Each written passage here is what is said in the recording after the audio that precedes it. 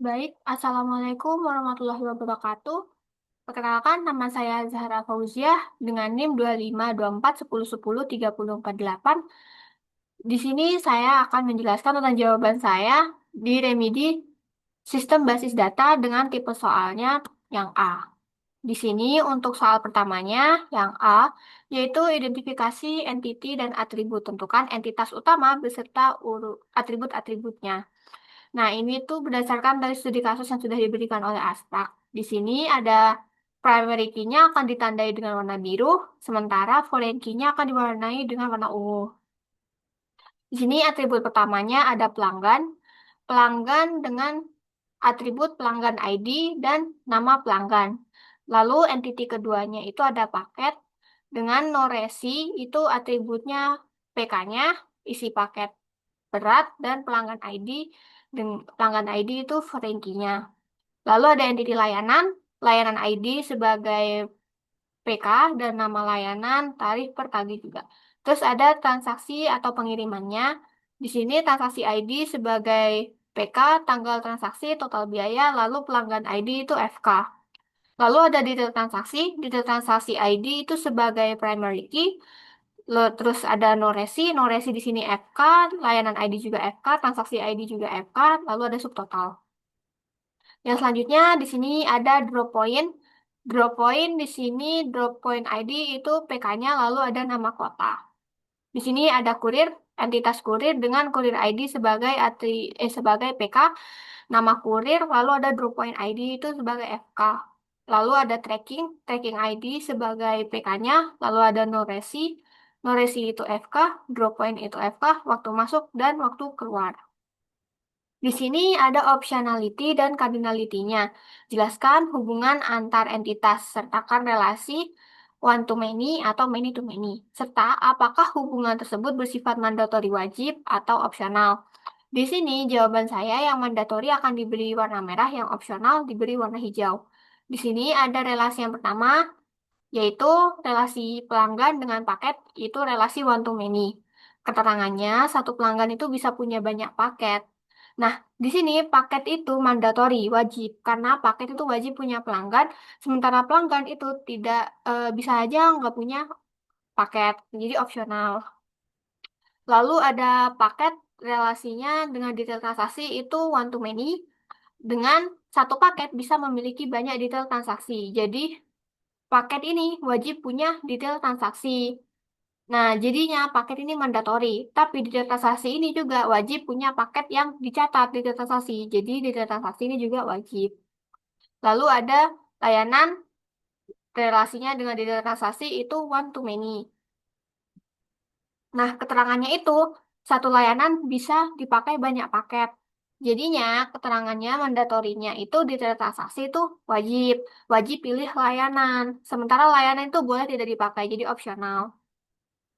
Lalu ada pelanggan relasinya dengan transaksi yaitu one to many. Keterangannya tuh satu pelanggan bisa punya banyak transaksi. Jadi transaksinya itu mandatori wajib punya pelanggan. Sementara pelanggan itu bisa saja tidak punya transaksi. Jadi nggak melakukan pengiriman paket, itu opsional. Terus ada transaksi dengan detail transaksi, relasinya itu one to many juga. Keterangannya itu satu transaksi berisi banyak detail transaksi paket. Jadi, di sini mandatorinya tuh detail transaksi itu wajib ada transaksi. Jadi wajib ada. Sementara transaksi itu minimal punya satu detail transaksi. Jadi itu mandatori, wajib juga. Jadi dua-duanya itu wajib ada. Lalu yang selanjutnya tuh ada packing sama tracking. Itu relasinya tuh one to many. Nah, di sini satu paket itu punya banyak riwayat perjalanan, punya banyak tracking.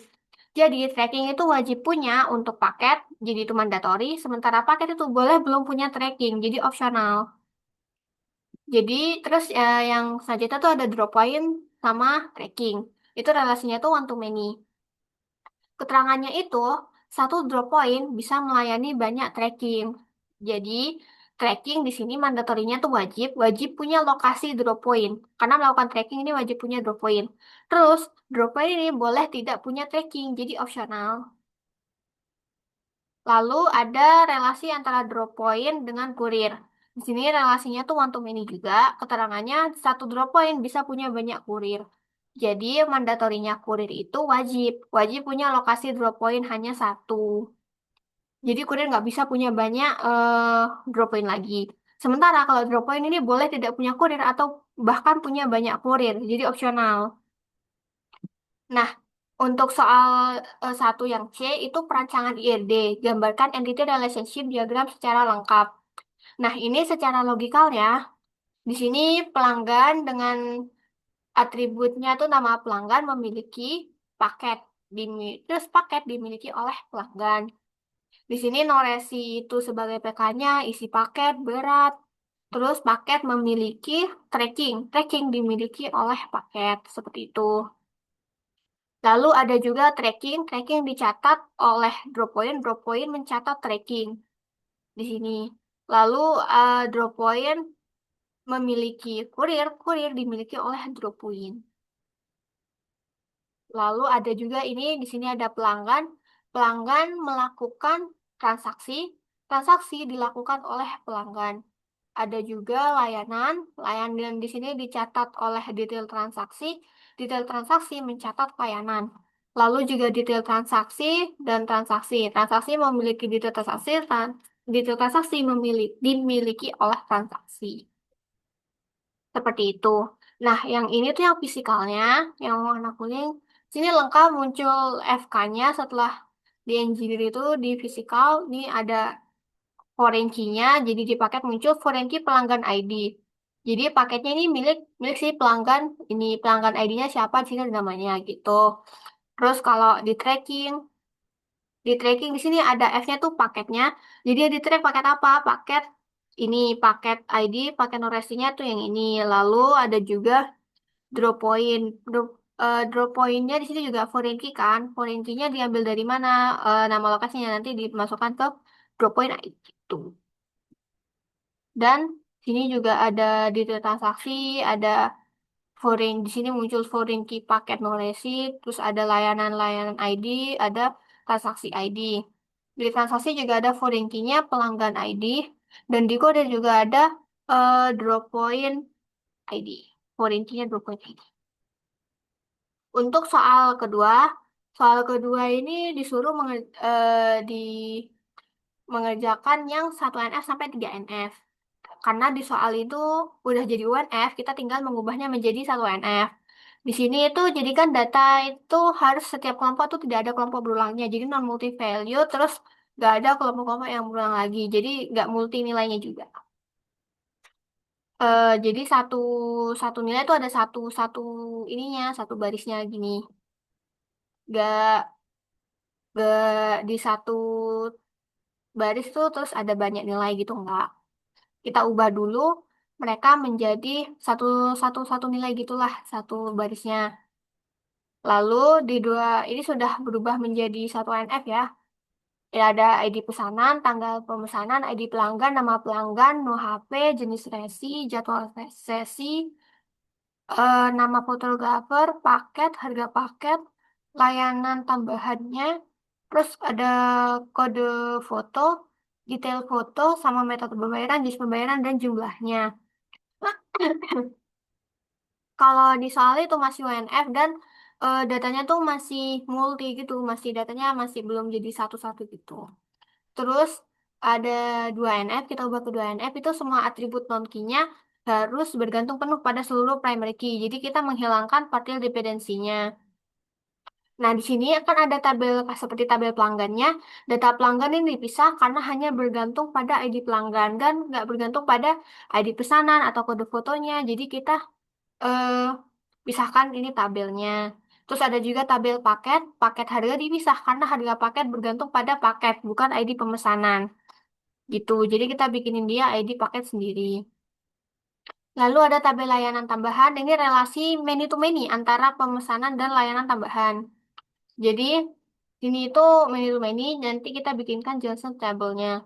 Ada ID layanan tambahan, kita tulis ID-nya berapa, layanan tambahannya apa, terus ID pemesanannya apa, itu jadi FK.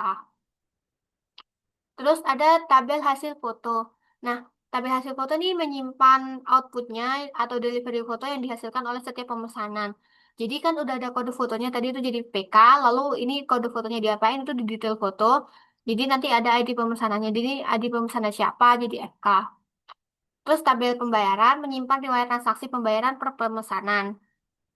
Di sini kita pisahkan pembayarannya kan. Jadi nanti ada kebikin lagi ID pembayaran PK. Kita masukkan ID pemesanannya juga, metode pembayaran, jenis bayaran sama jumlahnya. Lalu ada tabel pemesanan, hanya FK dan atribut yang bergantung langsung pada ID pemesanan. Jadi di sini tuh isinya tuh foreign key FK yang bergantung langsung gitu pada ID pemesanan. Jadi seperti tanggal pemesanan, ID pelanggan, nama pelanggan, no HP, jenis sesi, jadwal sesi, ID paket sama ID fotografer itu kan langsung bergantung. Kita masukkan di ID pemesanan, tabel pemesanan. Untuk di 3NF-nya tidak ada transitive dependency. Jadi kita hilangkan transitive dependensinya, yaitu atribut non-key yang tidak boleh bergantung pada atribut non-key lainnya. Jadi ada atribut non-key itu bergantung pada atribut non-key itu nggak boleh. Kita harus ubah seperti tabel layanan. Nah, nama layanan ini tidak boleh tersebar sebagai literal string di tabel lainnya. Jadi kita jadikan setiap layanannya ini tuh eh, ID gitu. Jadi layanan satu, layanan dua, seperti itu.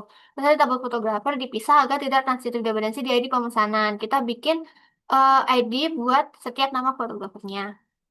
Lalu ada tabel pemesanan layanan, yaitu junction table relasi many to many, tabel pemesanan dan tabel layanan. Jadi junction table ini ada tabel tabel penghubungnya, jembatan penghubungnya antara tabel pemesanan sama tabel layanan seperti itu. Layanan tambahan.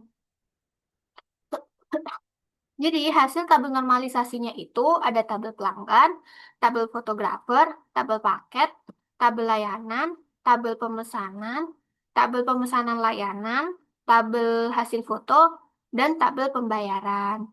Sekian, terima kasih. Wassalamualaikum warahmatullahi wabarakatuh.